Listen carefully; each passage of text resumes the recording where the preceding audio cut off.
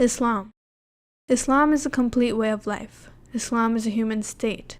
It does not only teach how to pray or to be spiritual, but also how to live a materialistic life. Islam is a lifestyle by following which individuals or societies can achieve a dignified, civilized life, which will be peaceful. Many argue Islam is a religion of peace, love, equity, and many argue Islam is a religion of violence, hatred, and iniquity. Which claim is true, and who are right? If the claims are limited by both sides, one claiming peace and the other claiming violence, then Quran, the word of the God, will tell them both are wrong and untrue. The word of the God will tell them Islam, the way of life designed and designated by the God, is peace, love, equity, but also equally violence, hate, and iniquity. One might argue, isn't it paradoxical? But the truth is, there is no paradox, but only balance in Islam. Islam is maintained by the Quran, and the Quran teaches that good and evil are not equal. Oppressors and the oppressed are not equal. Piety, righteousness, and obscenity and unrighteousness are not equal. Therefore, Islam is a way of life where Muslims love, treat equally, and are peaceful towards all that is good, and hate, look down, and are violent against all that is evil. Many anti-Islamists allege that Islam is racist and intolerant towards those who are non-Muslims, and if anyone leaves Islam and becomes an apostate, are killed for no other reason but for leaving Islam. These are false allegations, and are only made to achieve instant fame, malign Islam, and to make happy some followers of other religions who are extreme in their religious views, and authenticate those ideas and get themselves rich. A simple analysis of this issue from the authentic source will clear the misconception and demonized view about Islam. The last 23 years of the life of Muhammad, the last messenger of the God, was prophetic, and the Quran was revealed in this period, and verses were revealed for different situations, which will be exemplary for the rest of mankind till the end of this world. The society in which Muhammad, the messenger of the God, was born was polytheistic in Mecca, and the messenger of the God and his followers had to leave Mecca because they were the minority and oppressed for monotheistic belief. The Muslims migrated to Medina where they had the freedom to practice Islam. There were different religions and cultures in Medina, and everyone had the liberty to practice their own thing. These societies joined together and formed a state under a single constitution known as the Constitution of Medina. Most of Arabia was polytheistic, and sheltering monotheistic people was an insult to their gods, as the Muslims were claiming there is no God except the one true God, who is above the comprehension of his creation, and therefore the images, idols, etc., are all false gods, and the one true God does not approve such representation of himself. Medina was constantly under attack by all these people, and as a minority, the Muslims had to make strategies to defend themselves and Medina. According to the authentic sources of Islam, the Quran and the Sahih Hadith, people who leave Islam are sinners, but there is no punishment for them by Islamic court or Islamic juridical system in this worldly life, as the God will punish them of their sins, and the Muslims cannot do any harm to them or treat them bad. The God does not accept any deed, whether good or evil, unless it is done from the heart.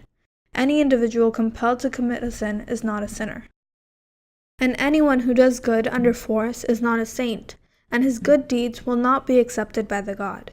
Therefore, even if someone remains a Muslim under death threats, it will not be accepted by the God, so it is pointless. The worst people in Islam are those who recognize the truth and rightness, but refuse to accept it, known as kuffar, and the worst are those who are not Muslims at heart, but pretend to be Muslims, known as munafiq. The God has not designated any punishment for these sinners by human beings in the worldly life, as the God will punish them in the worldly life and in the afterlife. The God has only designated punishments for worldly crimes, like murder, treason, white collar, etc. No one was ever punished by the messenger of the God, Muhammad, for leaving Islam, but those who were punished were actually punished for treason. In fact, death penalty for treason is not a standard punishment in Islam, but absolutely based on situations. If we take a closer look at the Hadith, we will find that the messenger of the God Muhammad had set men free who had committed treason.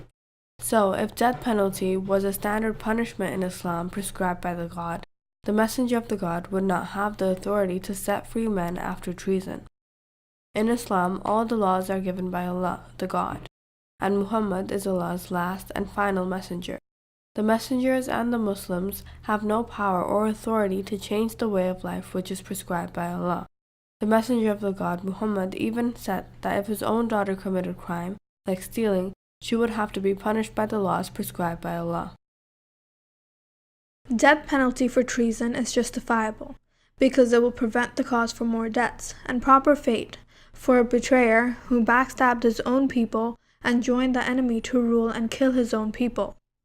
The death penalty is a dreadful penalty, which also works as deterrence, which prevents and frightens people from treason. Considering the situation of Medina at the time of the messenger of the God Muhammad, which was consistently under attack by the majority of Arabia, death penalty for treason was the most practical solution. And death penalty for treason was not just limited to those who were Muslims, but this punishment was also given to those who were never a Muslim. Therefore, to say that if anyone leaves Islam, the punishment is death penalty is ridiculous. Furthermore, if we look at the world statistics, we will find that there are non-Muslim majority countries who also give death penalty for treason. People who spread lies in the societies are the greatest enemy of the societies. People are different with different ideas, but the majority are capable to coexist together in peace, with the difference. These evil liars want to create enmity and hatred among people and make a place for themselves to appear useful, get rich, and famous. Societies and peoples will never achieve peace as long as there is a place for individuals who may be a businessman, political leader, or a religious guide, willing to deceive and lie to make people enemy of one another for having different beliefs. These evil hate-mongers use media and other sources to maintain fear in the heart of the people, to justify and cohort chaos, oppression, war, violence, and racism. These deceivers are the greatest enemy of the societies and peoples. There will always be chaos, oppression, war, violence, and racism as long as people follow these deceivers and give them a place in the society. These liars and deceivers will make us believe that they are our protector, but in reality, they are our greatest enemies who are turning us evil. Please convey this message with your friends, family, neighbors, etc. Otherwise, misconception of such nature will just grow without any solution. And follow us on Facebook, Google+, and on YouTube at youtube.com/user/NCAPCS.